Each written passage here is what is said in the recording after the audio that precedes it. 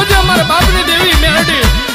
છપરા નદીના ઘાટે બેઠી રાજા રે વિક્રમ ને મળી ઉજ્જૈનની રે મેલડી મેલડી આવો આવો માં કમાતા ન હો